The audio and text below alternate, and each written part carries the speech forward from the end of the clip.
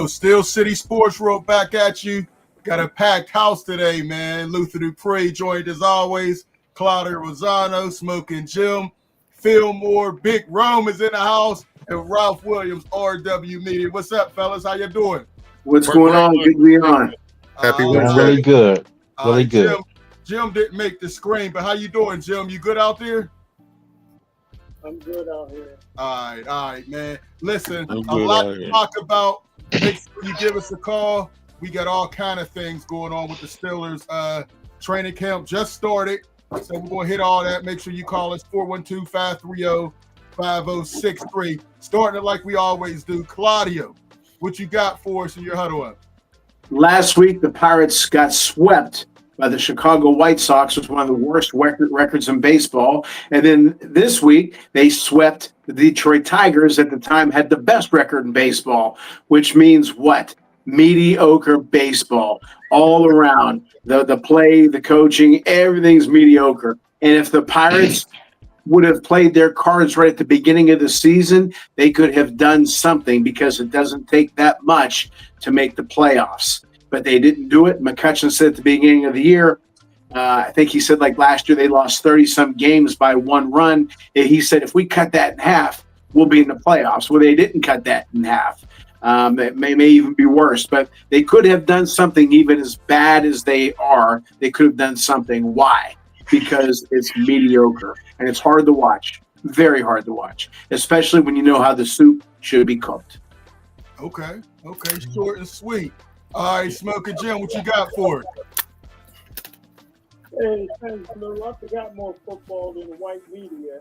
Hey, listen, I've been telling you guys for years, you can't believe nothing. Pittsburgh Steelers organization. Pittsburgh Steelers had a quarterback on a rookie deal. They was hardly paying any players. And every year, the white media was putting out the Steelers are right up against the salary cap, which was a lie. Now, all of a sudden, they want to save face, because now the Pittsburgh Steelers got the highest payroll for defense in NFL history. They got DK Metcalf at $150 million. They got T.J. Watt, $123 million, $108 million is guaranteed, which means they got to put it in reserves before they even signed him, and they can't touch it. And now they say they got they are $25 million under the salary cap, because they want to save face, because there were so many people who was against T.J. Watt signing a $41 million. So now all of a sudden they're going to come and be truthful. They're always 25 to 30 million under the salary cap. Now they say, hey, we can get a free safety. We can get a second receiver to take heat off of the T.J. Watt signing. Okay. All right, Smoking Jim. Listen, man, I got a lot to say about, a lot of things. One thing I want to talk about that we don't talk about enough, I think, is women's sports, Jim. WNBA All-Star game was played, and the players are out here. They're wearing shirts, pay us what you owe us, and they lost $40 million. I like the game. I think they got some great stars, Caitlin Clark, Angel Reese, Asia Wilson, but they're not bringing in the money. I don't know how you lose $40 million and keep coming. Pay us what you owe us. If they boycott, the league could easily disappear. I think they're going about it the wrong way. Right now, they're just starting to get bigger and bigger, but I'm not sure playing the All-Star game with pay us what you owe us is the right move. Whoever came up with that was grossly mistaken. I think it had the wrong effect. Nobody wanted to see it. All-Star game, the defense was just as bad as the NBA game. They got to go about it a different way. They got one of the best young females about to join the league in Juju in a couple years. It's going to blow up. But them getting mad about not getting everything they want right now, I think is the wrong way to go. But we could talk about it. Give us a call, 412-530-5063. All right, let's jump into it real quick. Let's introduce, man. We got the one and only. We hasn't been on here in maybe 20 years. Big Rome, Woodland Hills finest. What's going on, Big Rome? How you feel? I feel good, man. Thanks for having me. Yeah, man. It's been a long time, man. Woodland Hills, hopefully we got one of their top players, 2 great players we hope to have on the show very soon. Ziggy Moore, he just announced he's going to North Carolina. Scoop Smith, he's going to Miami. So a lot of good things coming out of there, man. But Absolutely. Ralph, what's going on with you, man? How's everything with RW Media out in Maryland? Oh, everything's going really well, Luther. But I want to say the Pirates screwed up on bobbleheads again this weekend. Oh, my. They screw up on everything. Oh, they screw up on everything. You know, and, you know, they had Mac Miller bobblehead night, and, you know, they didn't learn from the Skeens bobblehead debacle, and they went out and they tried to do it for 20,000 fans. Why don't you just give everybody a bobblehead that comes to the game? Why would you do that again? For a second time, you screwed it up. Well, that's the Pirates. That's why. So, Bob Nutting, sell the team. Please, everybody, I urge you, and I've been on this campaign, go to your church, kneel down, and pray that Bob Nutting sells this team. What's going on, Fillmore, man? What's on your mind, man? What's up to Lee? Be in the chat early. Look, man, I got my Monstars jersey. You know, I never wear a T-shirt for free. It's always something, right? I believe the Steelers are putting together the Monstars. You know, Luther called them the old stars, but they still monsters right now. They're monsters right now, man. We got yes training camp without any injuries, man. That's what we got to do first. Today they undefeated. Okay, they're undefeated today, and they're the Monstars. They took talent from all over the league to form Voltron. They're the Monstars. All right, let's hope they got talent that still has something left, and not talent that's on their last legs, like when they got Patrick Peterson and all those guys. We'll see about that. Hey, let's jump into our first topic. And you can make comments. You can call in. Jim, before you start crying that I didn't come to you, what are some top storylines? We wanted to get into that first. Training camp. Give me your top 5 storylines, Smoking Jim. Well, number one, I'm going to break the story. I've been saying it for months, and nobody wants to hear me because the white media is ice and super colder than mine. But I said that Jalen Ramsey will never, ever play safety. He's a cornerback only. If the Steelers come to him to play safety, you heard it here first, he'll refuse to play.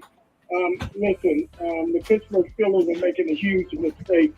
The worst cornerback in NFL history is Joey Porter.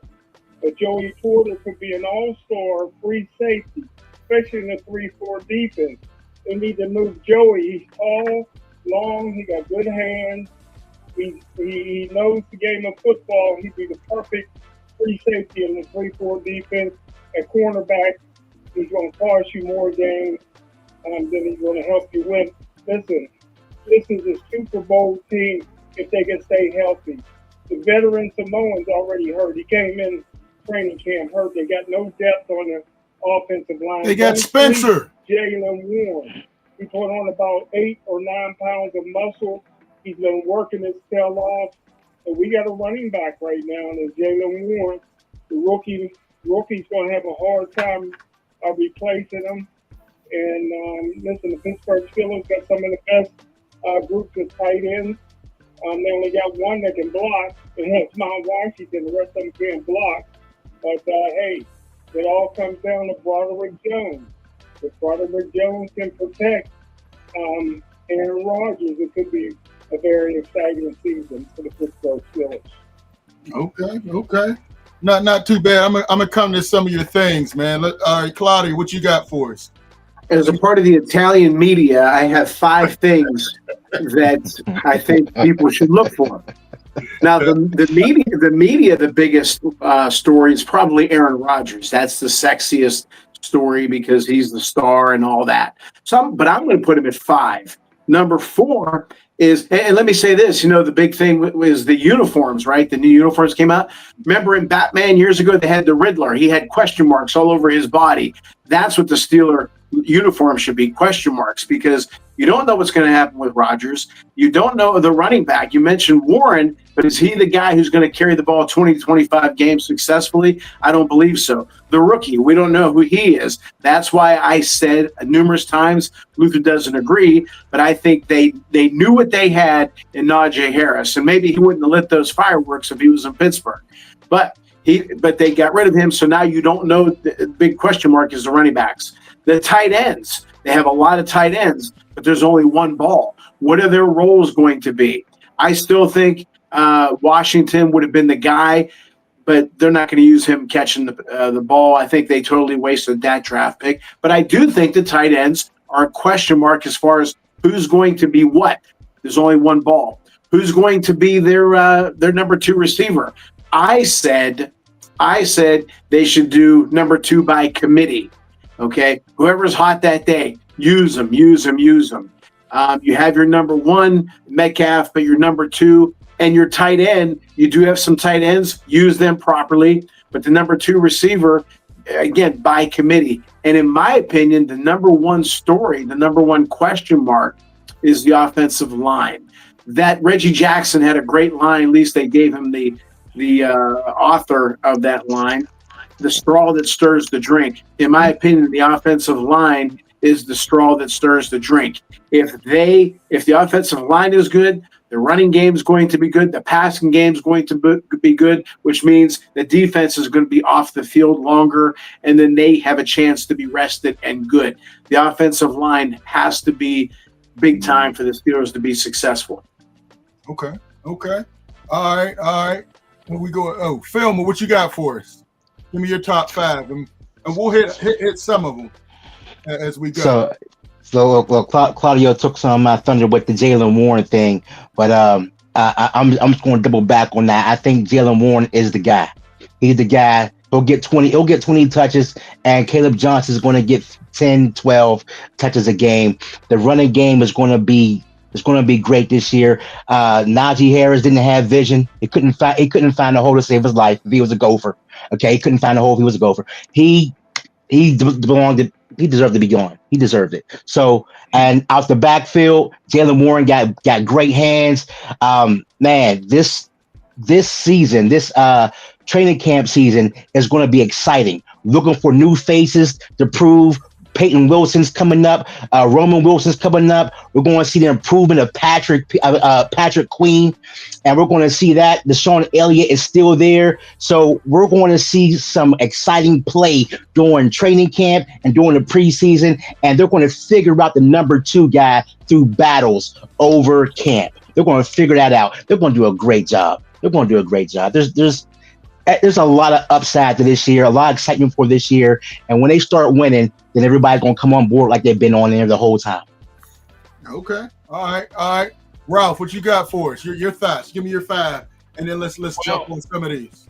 Well, first of all, the top 5 storylines, I'm going to go with Claudio, and number 5, Aaron Rodgers. I'm also concerned about the defensive line. I'm also concerned about the offensive line. The lines of scrimmage have been horrible this year, or in the last couple of years, and they need to fix it. If you got a guy like Aaron Rodgers out there, your offensive line has to block and really get this running game going, which I thought they should have signed Nick Chubb when he was available. He went to Houston. So, I mean, they should have brought in somebody with a little bit of experience, a little bit more than what they have at running back. Number 2 receiver's another problem. But number 1 is long snapper. No, I'm just kidding. Number 1 is a couple different things here that I have to tie. And I think the lines of scrimmage, I'm going to put at number 1. But my 5 storylines are the offensive line, defensive line, lines of scrimmage, the second wide receiver, the running back situation. And are they going to be able to do with Aaron Rodgers? And will TJ Watt stay healthy with this new contract? As long, we'll see what happens there as well. Okay. All right, Big Run, what you got for us, man? My top 5 storylines that I'm going with this year. I think that number 5 is the change in the defensive scheme. I think that they are moving away from the zone and leaning towards playing a lot more man on the outside. We have a bunch of man cornerbacks. and I'm anticipating them to do some things that's going to be looking a lot different than what we're used to here. And I think that that'll free up a lot in the middle with the linebackers that we have. And I want to see how that translates. Number 4 is Peyton Wilson and the inside linebacker unit. We still haven't recovered since Shazier retired. Yeah. He got injured. And that was a key component on what we were trying to build at that time. And Wilson has shown flashes of what he's capable of. And it's looking very similar. This year, I want to see what he does. I want to see what Queen does in year 2. And I'm really anticipating Cole Holcomb because when he came here, he was dynamic. He was a thumper. He was. So imagine that 3-man rotation in the middle, and we can have the best middle linebackers in the league or inside linebackers in the league. Okay. Number 3, I'm looking towards to see how the offensive scheme is going to set up this year. Like, this is Arthur Smith's second year. Yeah, second year. I want to know if he has what it takes to make this offense dynamic enough to keep defenses on their toes. I know they're trying to lean towards the run a lot, but we have the quarterback that's capable of making those passes to fit in those holes. But what are we going to do with the number 2 wide receiver and how that's going to pan out? I want to see how that plays out during camp. Number 2 is the defensive line progression. We come from a day and age when we were winning Super Bowls and we was in contention, real contention, back in the early 2000s, where our defensive linemen held up the front and we freed up our defensive linebackers. Right. So what I want to do is I want to see if Derek Harmon can step up and contribute. Can Yaya Black step up and contribute? Because we need that. That's something that we've been missing. Can Cameron Hayward stay at a high level? Can Keanu Benton take the next step? Those are the kind of rotations that I want to see to make us the powerhouse up line so we don't give up 299 yards. I'm anticipating that. I want them to be able to do their job so they can free up these linebackers because we have some fast linebackers that can do some work. And also TJ Watt and Alex Highsmith, those 2 guys out there, if we can free those guys up and free everybody up, we could be top 5 easy, if not top 3. And number 1 for me is the offensive line progression. Yeah. Of course, we got to talk about the tackles. Are they going to step up? Are they going to raise their game up? Is Mason McCormick going to play? How is he going to play in season 2? All of those things in the glue, them being the glue pieces to be able to combine and be able to make us to be able to move the ball consistently. So that's my top 5 of things that I'm looking for in camp this year. Man, I think y'all hit just about everything. One thing I'm really excited to see Calvin Austin. I think he's going to get a real legitimate shot to be that number 2. He showed some progression last year, despite what Jim says. I think now with Aaron Rodgers, I think he can go even more. I mean, a lot of the attention is going to be at DK Metcalf, so he's going to have a chance to show out. And Roman Wilson, what do you guys expected out of him? I mean, 4 plays last year. They say he's looked dominant in the offseason. We'll see. I'm not really sold. I really wish they would have upgraded that wide receiver position. They did everything but that. It's the same thing as last year. You had George Pickens, who I don't think was a number 1, but you didn't have much on the other side. But we'll see. I think DK is definitely an upgrade over Pickens. And other than that, I think you guys hit everything, man. The trainer's going to have his work to do, keeping all these old dudes healthy. I mean, hey, Luther, who was the wide receiver last year that you wanted to see more of? Was it Roman Wilson? No, Mike Williams. It was Mike Williams, right? No, I thought there was another one. No, it was Williams. It was Mike Williams. Okay. He was a trade from the Jets, and he just retired. That man was injured. Injuries just destroyed that man's career. He finally retired. But I thought there was someone at the roster at the beginning of the season that you liked, that you thought they should give more of a look to. No, I don't remember that. But we'll see. I'm still, as I showed you before, man, that receiving core is not scaring anybody. DK, yes, he's imposing, but outside of that, it's a lot of question marks, But it seems like and somebody mentioned it in the comments. I'm gonna pull that up in 1 second. Who the GOAT mentioned in the comments. He said, "Did y'all see Pickens still talking trash?" He hopes. Okay, I don't want to wish that on anybody. Who the GOAT, but I did see him talking trash, talking about he hopes they won better plays. Did you guys catch that? I'm gonna play a little bit of that. I said, man, Pickens is still throwing shots, and he's not even with the Steelers anymore. But let me play a little bit of that for you, man. I don't know, man. What do you think, Jim? I mean, do you think you're satisfied with the receivers? The second receiver, Jim? Jim, can you hear us? Well, again, Omar Khan went on football from the beach ball. He's the biggest overhyped numbers cruncher that don't know anything about the game of football. You had your number 2 receiver in George Pickens. He's killing down there. I went down to watch him in Dallas's minicamp. He was unstoppable. He's going to be unstoppable all year long. The guy was making no money. You got DK Metcalf on one side. He was a cancer. George Pickens on the other side. You got abundance of tight ends. You got running backs that can catch. It would have been unstoppable. Aaron Rodgers could close his eyes and throw it up, and George Pickens, who's never covered the ball. If somebody's on him, it don't matter. He's going to come away with the football. They blew it this year. They blew it last year. Listen, the little midget you like, he ain't ready to be number 2. And number 15, he reminds me of Yancey. You talk about Calvin Austin, but you're hyping up. Oh, come on, he won't get an opportunity because he's white.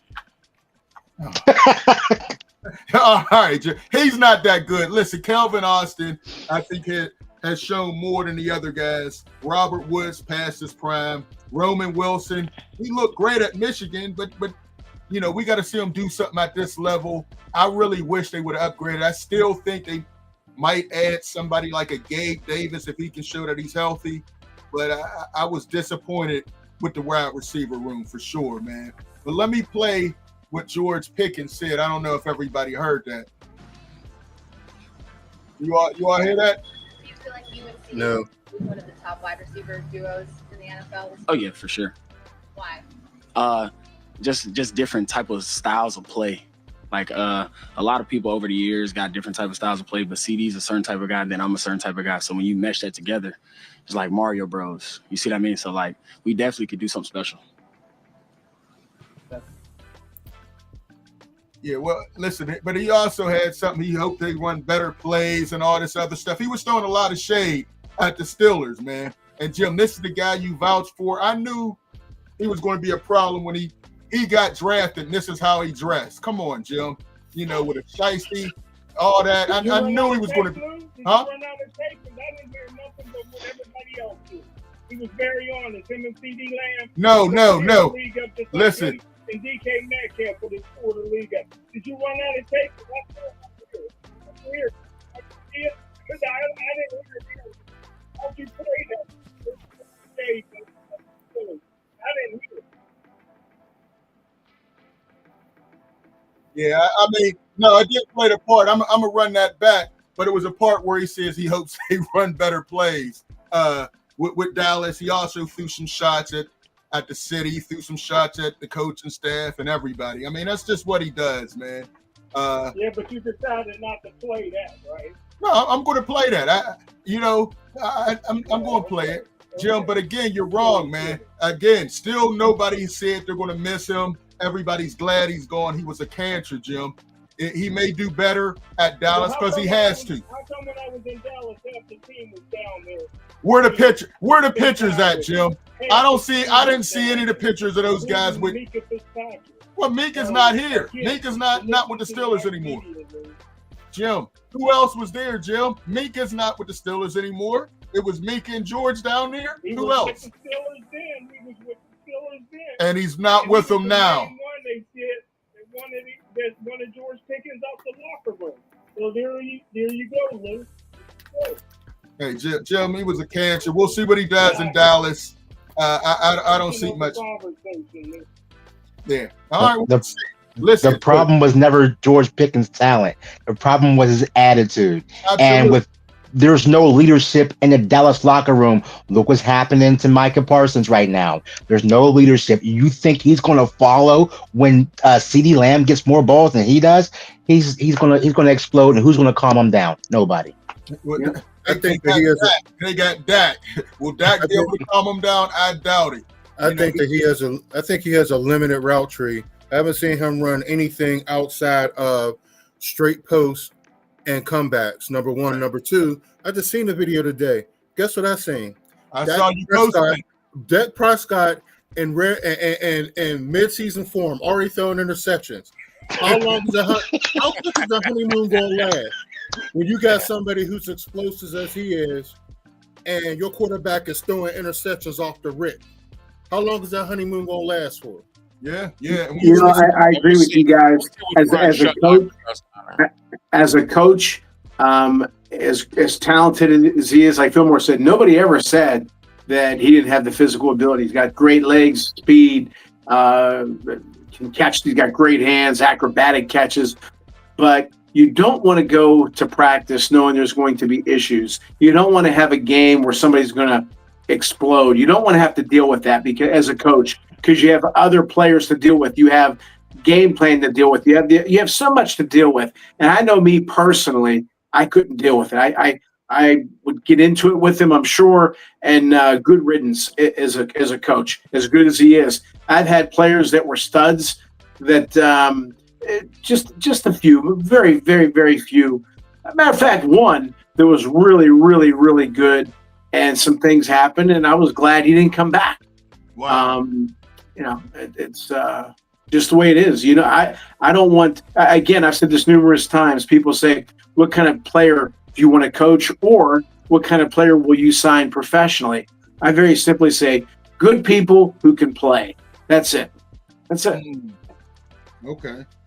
All right. Listen, now, Aaron Rodgers is back. What are you expecting out of Aaron Rodgers this year? I mean, Jim, I'll let you go first because you like to cry when you don't go first.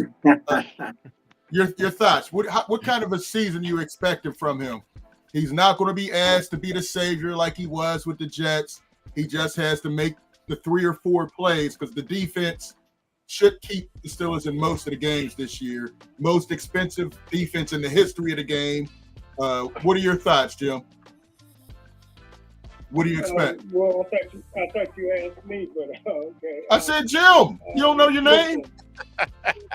Everyone on the planet said the New York Jets is making a mistake if they get rid of this guy. You're bringing in a guy who can't coach. 43% of all coaches get fired in their first year. 43% of all black coaches get fired in this first year, and the Jets is getting ready to fire this guy. When you got Aaron Rodgers, they bent over backwards with the Jets, getting the players he wanted. From 13, 28 touchdowns last year, 4,000 yards. Yep. Aaron Glenn had to do was concentrate on defense. Aaron Rodgers would have took care of the offense. Aaron Rodgers can still throw that rock. Jim, we're not talking about the Jets. What do you expect them to do with the Steelers, man? You said all that fluff. That's what I'm saying. What do you expect? The biggest one that didn't want him, you said he was old, he couldn't throw no more. Now that the white media is behind him, you're behind him. Listen, I know. He's still that guy. He's a Hall of Famer. Oh my gosh. He's going to the Pro Bowl this year. This guy's going to put up crazy numbers in the passing game. All they got to do is shore up get some help on that offensive line. Get Mount Washington to help block with Broderick Jones. The Pittsburgh Steelers offense, other than the number 2 wide receiver, their offense has no weaknesses at all. They got a great running game, outstanding tight ends, and they got half, and you got Aaron Rodgers that can check off and find open receivers. All right. Pro Bowl. No, I definitely disagree. I don't see Pro Bowl in Aaron Rodgers' future this year. But if he can put up those same type of numbers, 27, 28 touchdowns, single-digit interceptions. I think that will be a success. They're going to focus more on running the game, but I'm thinking 27 touchdowns, 8 interceptions, a solid year, and hopefully he can play most of the 17 games, and I'd be happy with that. Rome, your thoughts? What would you expect? Hoping for the best. I think that what they're trying to formulate with the leaning on the running backs and him having the ability to, out of that play action, to find those holes that the other quarterbacks are not going to be able to do. He's the best quarterback that we had since Roethlisberger. At this point right now, he's the best quarterback that we had since. That ain't saying much, though, is it, though? I'm not saying that I'm saying much, though, but look what we produced with less. So imagine with somebody who has a greater caliber to come in here to be able to do something. And we're not using the same offensive coordinator that we had for the previous 3 or 4 seasons. He was a mutt. So I'm glad that he's gone. We got somebody else. And like I was saying in my top 5, I want to know how that's going to play out during the season.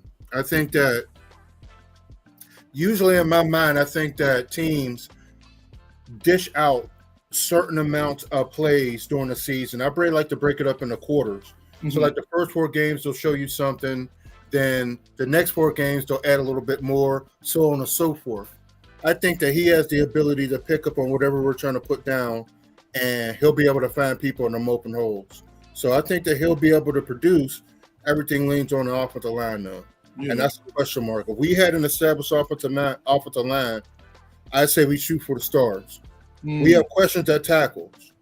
Now we got one person only played 1 game. We got the other person who's been inconsistent since he's been here.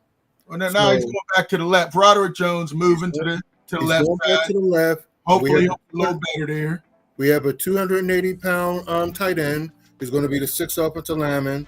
I think we're going to be capable of doing some things. I'm not going to lie to you. And I think with the right amount of protection and ability to keep the defense on their toes, I think that he'll do well. I'm not a Debbie Downer with him, to be honest with you. I think that I like Aaron Rodgers. I know he's old, but he has the smarts. And that's what you need at this point right there. So I think that he'll do well. He could put up 30 and 10, and I'll be happy with that. And I think we'll win a playoff game this year if he stays healthy. All right. Claudio, man, your thoughts? I think the problem, well, I don't want to say the problem. I think all eyes should be on Arthur Smith. Billy Martin, when he managed the Yankees, it was a slugging team, the Bronx Bombers. You had Reggie, Chris Chambliss, Thurman Munson, Craig Nettles. You had guys who get the ball out of the park. When he went to Oakland in 1981-82, they had Billy Ball, guys who stole bases, bunted, stole home. Okay, he adjusted to what he had. You have Aaron Rodgers who can still throw. He still might be, other than Mahomes, maybe the best pure passer in the league at his age. Okay, are you going to allow him to be Aaron Rodgers, or are you going to do the dink and dunk and because I don't think they have the backs to use them properly, set up the pass by running a little bit, okay, but or no more set up the run by passing well, I should say.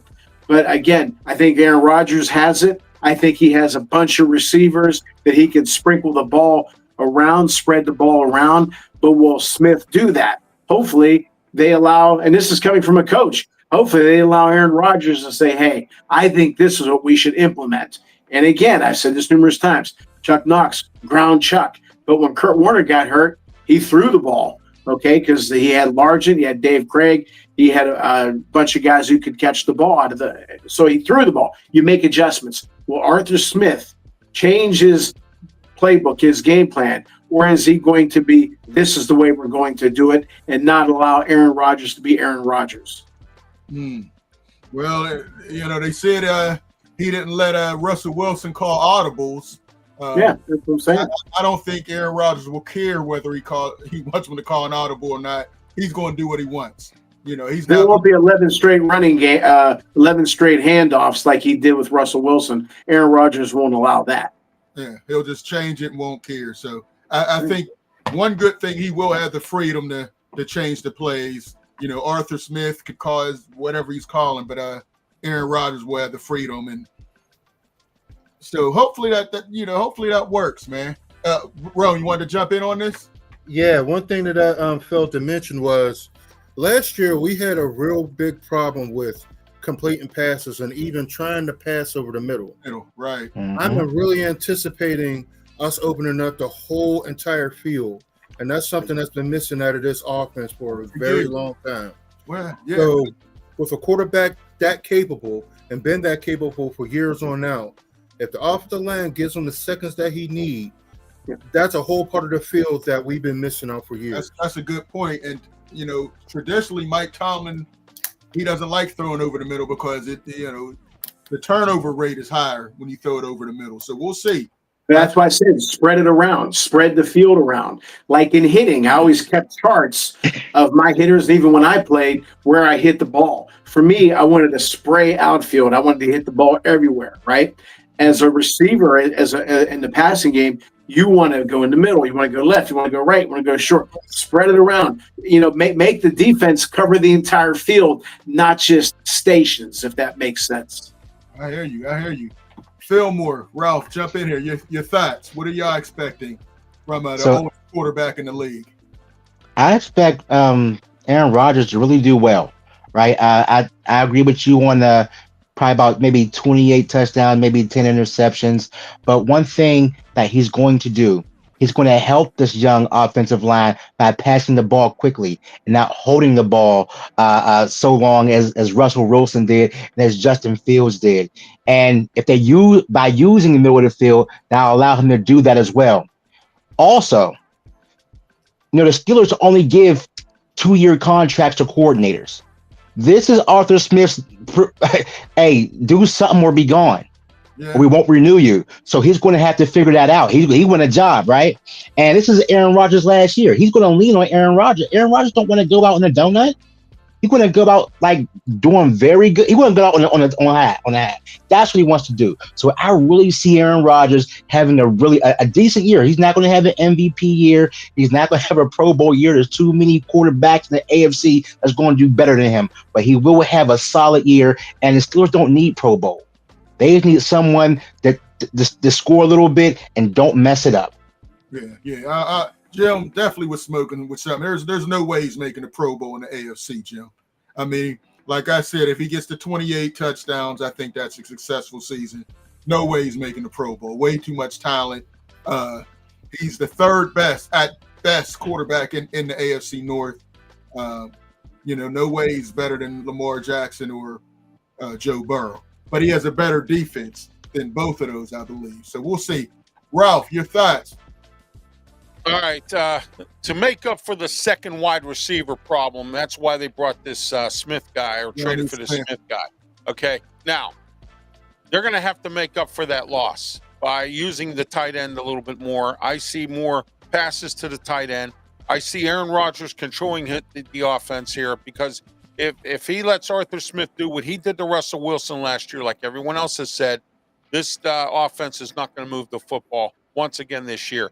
And this will be the second year in a row that we brought in a Super Bowl quarterback. And let's hope this one works because they tried it last year with Russell Wilson and it didn't work. Okay, so we need to do that. And you know what? Let's at least win a playoff game this year. All right. Injuries have a lot to do with that. All right. Yeah. We did have a question. Frank, what's up, Frank, who came in here? He wants us to answer how many games will Steelers win this year? All right, let's start. Rome, your thoughts? How many games Steelers win this year? Looking at their schedule, I'll pull it out. What do you see? Way too early. If I was spitballing, I don't have it in front of me, but if I were to take a guess, I would say at least 10. 10. They won 10 last year. I would say at least 10. I think that their record is a little bit easier than it was last year. The only thing that worries me is the bye week is really early. I like the bye week to be a little bit later in the year, maybe in the middle, coming towards the end because the team is older. Right. So once we get through game 5, then they have their bye, or I think their bye is at week 5. It's after 4, yeah. Right. So the bye is week 5. That's a long stretch of games after that. So what do we have here? Yeah, they got the bye week, the 5th week of the season here. Bye week is the 5th week of the season. We play our division great, so we can go into that division and be, let's say, we could go at least 4-2. 4-2. At best, 4-2. Okay. So that's at least 4 games off the rip from there. I'm not going to go down the schedule because I ain't going to take up too much of the time, but I believe that we can win at least 10 games. From what I'm seeing right here, we're capable of doing it. So I'm going to go with at least 10. Okay. All right. Anybody else want to weigh in? Frank wants us all to give our spot. You know what, Luke? If you remember on our show, The Boxing Authorities, Jerry Cooney said it was very important to peak at the right time. The Steelers will get out of the gate in my opinion, pretty quick. I think they'll win maybe 5 of their first 6 or 7, and then they'll fade. I still think they'll probably get 9 or 10 wins, but I still don't see them doing too much in the playoffs or towards the end of the third of the season. So, but I still think they'll get 9 or 10 wins because they'll get off to a good start. Okay. All right. Fillmore, what do you have? How many games you haven't won? And Frank wants to know. 12-5 in the playoff win. Ooh, 12-5. Okay. Mm-hmm. Kind of like a homer for real there. You know, listen, look at the schedule. Like they don't have the rough schedule like they did. I could probably see splitting with the Baltimore Ravens, probably again splitting with the Bengals, maybe losing to the Chargers, possibly. You know what I'm saying? And the first 8 games, 7-1, 6-2. Woo. I see that they're going this 12-5. Okay. Yeah, I don't see that. Okay, big dog. I see you. Yeah, I got 11 wins. I'm looking at 11. 10, I could definitely see 10, 11 if these guys can stay healthy. But I think I can see 11 because, like you said, you know, of course, Baltimore, they're a Super Bowl contending team. Detroit is one as well. They always usually split with Buffalo. Green Bay is going to be a tough game, but the other ones, they have a good chance of winning a lot of these games. I'm not sold on the Chargers, man. You know, Justin Herbert, I think he's one of the most overrated quarterbacks in the league. They keep trying to lose to the Vikings. They have a good team. Vikings starting a rookie quarterback. Oh, that's right. They're starting J.J. McCarthy this year. Not that's sure. right. Yeah. By week 4, I don't think he'll be, ready yet. I think he's still going to be having some growing pains. I think the Steelers will be able to win that game. I'm going 11 because, like you said, Fillmore, their schedule does not look that intimidating right now. Chicago's another team that's rebuilding, young quarterback. So they're facing some teams with not a lot of veteran quarterbacks out here, not a lot of Super Bowl contenders. What do you say? New coaches. And you have Aaron Glenn with the Jets, and then you have Ben Johnson with the Bears. This first year. You got Mike Vrabel with the Pats. Yeah, so, and then in week 15, Tua might be knocked out by then. We don't know when that concussion is going to come, but that's late in the season, so he'll be hurt some way or another. And their coach is going to get fired at the end of the year, too. So. That's a possibility. All right. Smoker Jim, what you got? Jim. Well, my philosophy is always you can't win a playoff game until you make it. So I think they're winning enough games to make the playoffs. Mike Tomlin doesn't get enough credit. This is a guy that went to the playoffs with a rookie quarterback, first-round draft pick that stunk. He went to the playoffs with Doug Hodges, who nobody thought was a good quarterback. Mike Tomlin, in my opinion, will be around the Pittsburgh Steelers organization long enough to break Don Shula's record. Listen, you make the playoffs, and you get hot, like Claudio said, and who knows, you can make it all the way to the Super Bowl. That last New York Giants team with LT and those guys when they were old. Oh, my gosh. They got hot behind Joe Morris and some of those guys, and they went all the way and won the Super Bowl. They had no business winning the Super Bowl that year. So if you get hot and peak at the right time, you can do it. So I look for the Pittsburgh Steelers to win enough games to make the playoffs. Okay. We got who to go to. Is it? Did everybody weigh in? Ralph. Is Ralph still here? I think Ralph had to step off. All right, who the GOAT is in here saying Arthur Smith is a trash OC. His offense has no creativity. According to George Pickens, you're right. I said that before he got here. Smith is a bum. Underground, what's up, Underground, man? Make sure y'all check him out and like and subscribe to him. I think Rodgers' IQ should make us better in the red zone. Maybe he can play with the lead once in a while. All right. Frank Jackson winning 8 games. Woo. Okay. Wow. Who to go? Tomlin needs a fresh start. Voice is stale. Dang. Okay. All right. Hey, number to call, and we still could take a few calls. Give us a call if you can. But let's get to the next order of business, man. We wanted to talk about these new uniforms before we get out of here. Yes or no? Do you like these new uniforms? Smoking Jim. I think they're trash, by the way. I don't like them at all. No creativity like Arthur Smith's offense. I'm not sold on these new jerseys. I'm not a fan. I won't be purchasing this. Smoker Jim, your thoughts on the new jersey? Are they the throwback jerseys? The throwback jerseys, yeah. Throwback jerseys. The Steelers went from 1933 to 1972 without ever making the playoffs. They were the worst team in NFL history for 40 straight years. Why go back to that? Why go back to that?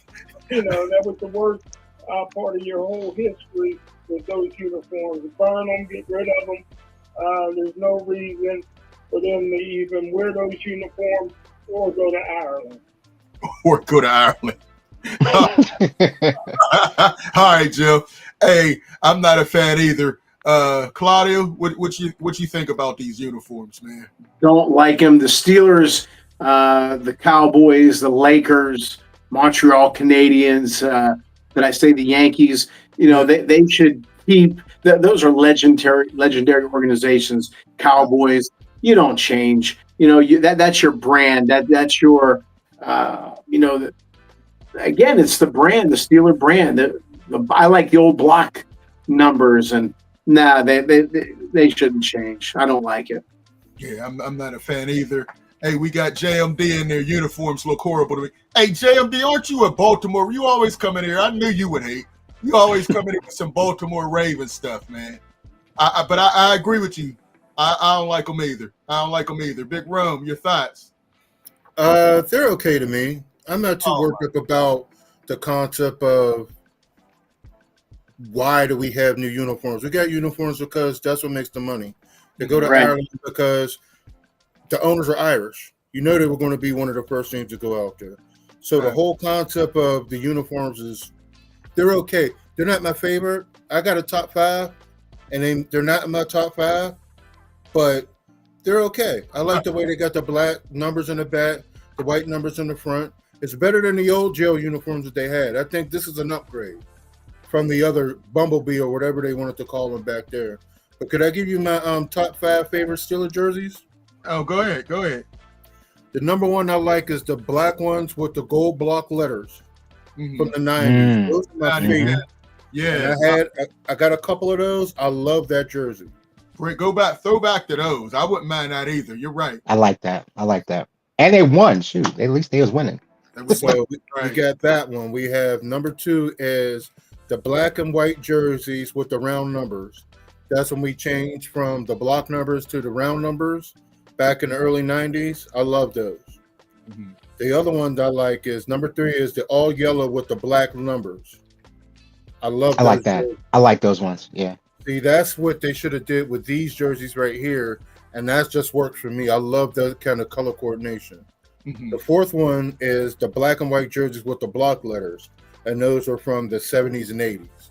So those are the classics. I love those to the day I die. The 5th one is ones that they don't play in, but I see them all around and they sell them, and that's the Salute to Service Army jerseys. Those jerseys I would love for them to be able, if there's a way for them to wear those during a game, because they have the hoodies that people wear on the sidelines. But if they were able to find some way to bring those onto the field, I would love to see those. I got you. Those are my top 5 jerseys right there. I got you. Oh, man. All right, Phil Moore, your thoughts. Big Bro, that was good, man. You done broke it down. I like that, man. I like that breakdown. It's nice. But I agree with you. I don't like the jailbreak uniforms at all. I never liked them. I thought they were just tacky, but it fit well with the scheme of the Killer Bees. So that was a good selling point. I'm a fashion jersey T-shirt guy. I'm looking at that jersey. I don't want to wear it. Right. I don't want to wear it. You know what I'm saying? Like, Pittsburgh is one of the only places that you can go to a Sunday service and they got a Jerome Bettis and Terry Bradshaw jersey, praising the Lord. So I'm not going to wear that in the house of worship. I can't wear that. You know what I mean? That jersey is not something I want to wear. But hey, a change is good for monetary reasons. But I do not like the jersey change at all. Well, I like the jersey change. I don't like that jersey. But I hope they do better than 1933. Right. Hey, Lisa Smith, what's up, Lisa? She said the uniforms look like they're in an Allegheny jail team. Hey, Exactly. baby. All right, who to go? Jersey.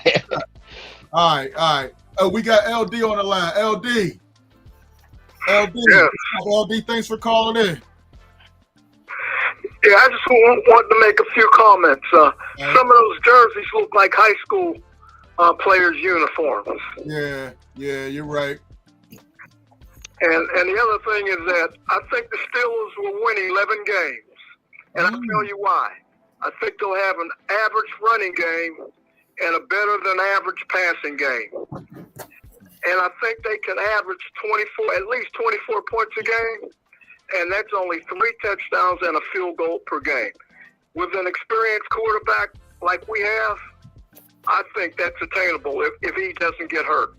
Yeah, that's the key. Can he go this whole season without getting hurt? Because if we got if Mason Rudolph gets in there, yeah, it's done. It's the season's a wash, and I think they wouldn't turn to Will Howard. So, yeah, that's true. I like that. Yeah, but some people believe the Steelers' defense is going to be really special. I hope that turns out to be true. Hey, well, I like despite what Smoking Jim says about Joey Porter Jr., he's only given up 2 touchdowns his whole NFL career. Yes, he's gotten a lot of pass interference, but he's not giving up the touchdown. So I can live with it. Jalen Ramsey on the other side, and he likes to travel with the number 1 receivers. I don't know if he's going to do that here, but, I saw interviews with him at camp that said he's willing to play anywhere. But he said that, he'd rather play that cornerback position. I think he's going to start, and JPJ is going to be on the other side. Darius Slay, 34, has some knee issues. I think they're all going to see the field a lot, but the main 2 will be Jalen and Joey Porter. So I'm excited. I'm worried about that safety spot, though. Simmons is still out there. I think they need to upgrade at the other safety. I like Elliott. He's solid. But the other safety, gotta upgrade that, LD. Your thoughts on that? I agree with you, but give them a few games. I think they can come around. Okay. At least they'll be aggressive. I hope they're aggressive. Sometimes they play games and they're not very aggressive. Right. And Steeler football is a certain amount of aggression when they play. Okay. Hey, LD, LD, I was going to ask you one more question. Fellas. Okay, I was going to ask you one more question. What player are you most excited to see this year, LD? I mean, one of our faithful callers. The running back from Iowa. Caleb Johnson? Yeah. Yes. Yeah. I mean, because I kind of like Paris. Okay. Oh, I just want to see what these young guys can do. Yeah. You sound like Claudio and Smoking Jim. You are hyped up Najee Harris' whole Steeler career, and it looks like his career is maybe in danger of being finished with the Chargers. It's sad. Now he's had that situation with his eye. He was a disappointment to me. I don't know what you guys saw in him. He was a glorified fullback. But, it is what it is. I think Caleb Johnson is more explosive. And don't kill me for saying it. Watching him run, he has a lot of patience. Kind of reminds me of Bell a little bit in some instances. But nobody runs like him. But he has great patience, And I think immediately his vision is better than Najee Harris. Najee Immediately. Harris, poor vision when he was here, and now he had that firecracker incident, and his vision might be extra terrible now, man.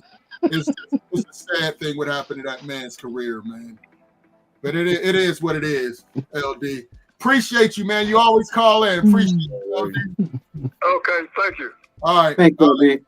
All right, listen, man. I want to thank all the comments. Last thought, Smoking Jim. Give me your last comment, Jim. Last comment, your boy, he's a GOAT now, but he's growing into that heavyweight position, man. He's getting bigger as a heavyweight. USYK, he was throwing hard punches, and he just keeps getting better and better, and he got a pretty impressive resume there.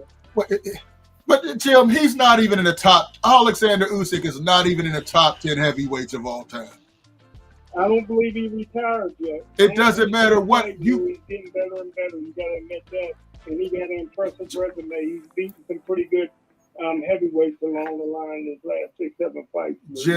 Jim, he's feasting off the worst heavyweight division I've ever seen. None of these guys are all-time greats. Not Tyson Fury, not Deontay Wilder, not Daniel Dubois. All these guys have major flaws. Oleksandr Usyk is destroying these guys, but put him in the 90s, he got at least 4 losses. Come on, man. You know, I got Evander, I got Tyson over him, I got Lennox Lewis definitely over him in the 90s. So he couldn't get out of it. Don't put him in it. He's not in the top 10. Right now, for me, I got him maybe top 15, but nowhere near my top 10. Jim, you're a historian, man. You cannot say you honestly put him in the top 10. All I said, if you're so busy trying to argue with me, I said he's growing into the heavyweight position. He's getting bigger as a heavyweight. He's starting to throw harder shots. He's been looking impressive. And he got a good resume. I didn't rank him anywhere, Lou. Where do you rank him, Jim? You said a whole lot. Argue with me. Where do you rank him, Jim? Is you have him the GOAT or not? No, right? How can he be the GOAT? He can't be Rocky Marciano and Cassius Clay. Muhammad Ali, but okay. Yeah. He'll beat you like he beat that one boxer called Muhammad Ali. Muhammad Ali is I'm gonna call him Clay. He's not my top 10, Jim. Is he in your top 10? Just say no. Can we get an answer? Is he in your top 10? Jim? He's not retired yet. Right now, he's not. Jim, we all know he's not retired. Is he in your top 10? I said yes or no. I don't know that we all know. It's talking like, that he's already retired. I'm saying Jim, he's getting better and better. Jim, he's at the end of his career. He's 34 years old. I mean, he might have 3 years left. Is he in your top 10? That's a yes. He's 30. He's 38. He's 38. I believe. 37, 38. You're right. Okay. So, all right. Maybe somebody else can give me. Claudio, is he in your top? He's not in my top 15, and I don't think he'd be in my. I don't think he'd be in my top 20. Woo. Okay. For me, you have to fight. Yes, he's dominating his era, but I look at that. I look at his skill level, and could he beat this guy? No. Could he have beaten that guy? In my opinion, no. So I think for sure I can come up with 20. I have 10 for sure. He does not pop into my head. Oh yeah, he's a top 20 heavyweight of all time. No. Yeah. I'm with you. Thanks for giving an answer, Claudio. Jim is a hostile witness. He won't say yes or no. Talking about he's not retired. I still don't know if he has him in his top 10. I don't know. Fillmore. So top 15 right now, only because 24 fights is not enough. Right. But undisputed cruiserweight, just like Holyfield was. 2-time undisputed heavyweight. Yes, it's a weak division, but you could argue the same thing about Tyson in the 80s. So it was a weak heavyweight division in the 80s. It was weak. But he also fought in the 90s. He did fight in '90s. In '90s, he didn't do too well. Yeah, I'm but just saying. Tyson. But okay, they say, what do you hang your hat on? Tyson could knock anybody out in the history of the game with one shot. Anybody. What could I mean? Is Usyk? Is he a slick fighter? Is he a Muhammad Ali quick? Does he have a great chin? Does he have big power? Does he move well? He's all right. I think he's a combination, right? Coming from the cruiserweight division, and Tyson Fury, he was the heavyweight that can move, and he proved that he can outbox him, and it proved that he can outslug Anthony Johnson. So he showed that he showed those skills. I think he's comparable to Holyfield, not better than Holyfield. Not better. I say I'm talking about just skill sets, not skills. Holyfield, I think Holyfield Prime will put him down. I think Tyson Prime will definitely put him down. So, but I don't think he's as low as it could be arguable based on his accomplishment, but 24 fights is not enough for me. Fillmore, let me say this too about Tyson Fury. When somebody says to me, somebody who moves as a heavyweight, obviously, who do you think of? Muhammad Ali. But he moved. He moved in the ring with his feet, moved with his head. There's a video where he's in the ropes, and I don't know who the fighter was. He threw 25 punches, and he missed all of them. That's moving. The Tyson Fury, other than a few feints, he didn't move well with his feet. Okay, I think he was very overrated. If he moves so well, but he sure as hell went down a lot, and he's a big target. He did some feints. When he did his feints, he was okay, but you had to go for those feints. When they say again, he was a heavyweight that moved. That some people say he was the best out of all of the heavyweights. He moved better than anybody since Ali, and I said, really? Wow. Yeah, I agree, man. Listen, man. When I look at Oleksandr Usyk, I think he's great. Remember, I had him in my top 10 pound for pound. You did. Jim, put any respect on his name. But I can't put him in there. He's feasting off these guys. I mean, look at this punch here. Daniel Dubois, glass chin, hands not even up. I mean, come on, man. This heavyweight division is one of the worst I've ever seen. None of these guys are moving the needle. None of these guys are going to be top 10. Some of them may get in the Hall of Fame, Wilder, Joshua Fury, and Usyk, but they're not all-time greats. They're feasting off a weak division. So, yes, he's doing his thing now, but anybody that's heavyweight, I'm not putting too much on him, man. And I don't look at him beating a guy like a Michael Moore, a Ken Norton, a Riddick Bowe. I think David Tua would get him. David Tua would have caught him. I don't know. Very good. I don't know. Oh, man, y'all throwing the homie through the mud right now, man.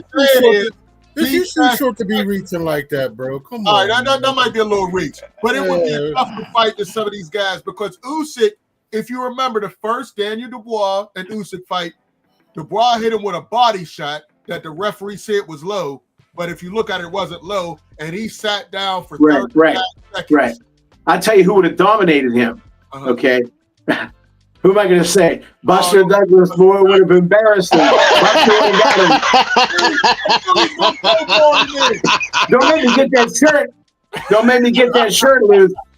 We'll show Big Rome the shirt. I'll show Big Rome the shirt. Hey. Let's say something. Big Road. Cooney. Jerry Cooney would have beaten him. Oh my gosh! Oh man, y'all tripping. Y'all have to stop. Y'all gotta stop putting Evander Holyfield up in this upper echelon of boxers. First, I'll tell you what. When you hit him, he hit you back twice. When he was in his prime, he was tough. But when you hit him good, when you hit him good, he's gonna give you a real big hug, and that's how he lands in this division. I don't know. Mike Tyson caught him opening bell with a big shot, and Evander smiled at him. Evander was tough. And one of the best, he would use that head to run it all in your face, too. Yep. His elbow. And I'm I just think saying. What about Butterbean? I'm all for the Holyfield slander. What Anytime. about Butterbean? But Hey, Lou. I don't think that he's the GOAT. No, He's nowhere No, near he's the not the GOAT. GOAT. he's not the GOAT.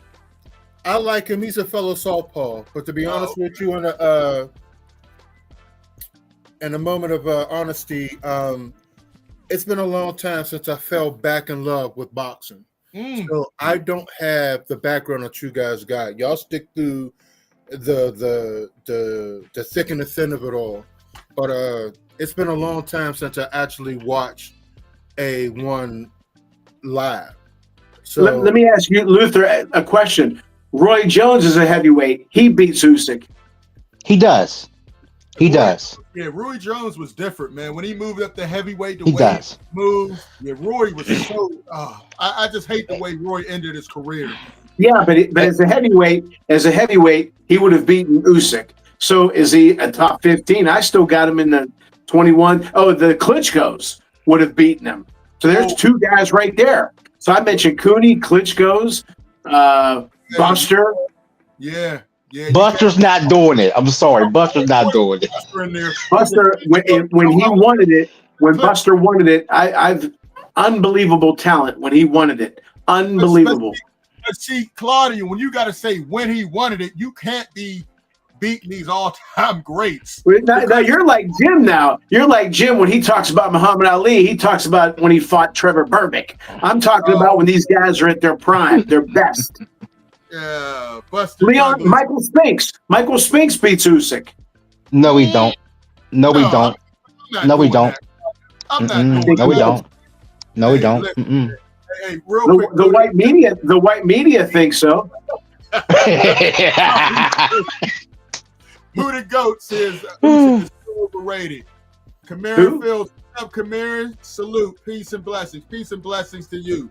Listen, man, it's a conversation we got to have, but just wanted to get some talk in about the start of training camp, man. I'm excited, man. These old dudes are healthy right now. Let's see how long it lasts. But the most important position for the Steelers is going to be that trainer. Can he keep these old dudes healthy for 17 games? I'm not sure he's going to be able to do it, man. We got a lot of old guys out there. I just want to show some of these ages, man. Look at this. Aaron, 41. Cam Hayward, 36. Darius Slade, 34. Robert Woods, 33. Jalen Ramsey, 30. T.J. Watt, 30. And Jonnu Smith, 30. They have the greatest field goal kicker of all time, and he's going to be a weapon. Boswell, yeah. Hopefully they'll score more touchdowns and won't have to rely on that as much. Last thing before we get out of here, Deion Sanders wants college football players fined for uniform violations. Your thoughts on that real quick. Smoker Jim. I've always told you I hate when these guys got their knees exposed and, I don't know. Your thoughts, Smoker Jim. That don't bother me. Just hit them in the knees. That's where I was focusing on the hips, the knees, all of that, brother. You don't want to know the thighs. You don't want to wear thigh pads. You know what I mean? That's how we did at Gateway. It don't bother me, man. You just get out there and play football. I'm looking forward to it. Hit. I want to see people get knocked out. Get knocked out. All right. Listen, I hate it too, man. I'm like, man, he got his whole knee out there. I mean, I just, as we see all these injuries, torn ACLs and everything else, I mean, put the knee pads on there, man. I hate it. I know you want to get an advantage with your speed, but yeah, I don't like it. They out there in biker shorts, man. Put the knee pads in there, man. I was one of the ones who had every pad imaginable when I played. So I don't know. Big Rome, Woodland Hills finest. I think it's a non-issue. I mean, 2025 is the year of distractions. You see a lot of parlor tricks and things of that nature. It's just something silly to talk about. At this point, if I'm out there and I'm a free safety and I see you coming across the middle, I'll give you those 15 yards. Because if I lay into you and you don't want to wear red pads, guess what? I'm going to lay you out. Now, the only thing the difference is in these times is that they don't really put wide receivers in harm's way. True. Many times. There's a lot of bubble screens. There's a lot of trickery. So they can get away with stuff like that. And it's just pure flat out speed. I think it's just something that really, it shouldn't be the focus. They're already trying to regulate the amount of money for NIL and things of that nature. Oh, man. This is just another distraction that's happening in the league. Who cares about the uniform? When people start getting hurt, then we could talk about it. When people's kneecaps start falling out of their leg, then we could talk about it. When people's ribs starts getting broken because they don't want to wear pads, then we'll talk about it. But past that, as long as they got the shoulder pads on and their helmets on, let them rock, man. Okay. All right. Yeah. If you get a thigh contusion, you're gonna put your thigh pads in. That's it. All right, Claudio. Big Rome, exactly what he said. Okay. All right. Hey, I hate to see it, man. It's just a matter of time, man. I want to thank all you guys. Thank you. all the commenters and everybody, man. And again, got to say out to Malcolm Jamal Warner, man. Be safe out there, man. Life is life. Costa Rica in an accidental drowning, and his daughter was with him. At least his daughter was able to survive. They were able to save her, but Malcolm didn't make it, man. Prayers out to her, man. Imagine you being out there and the last memory is your dad trying to save your life and he passes away. So prayers out to Malcolm Jamal Warner, a real hero. You know, he was like everybody's brother on the Cosby Show, man. It's just sad. Yeah. 54 is too young. Love your family. You love your people, man. Appreciate you guys for coming through. All the comments. Appreciate you guys. Peace. Check you out next time. Check out the website, SC Sports World. Get you some gear. Peace.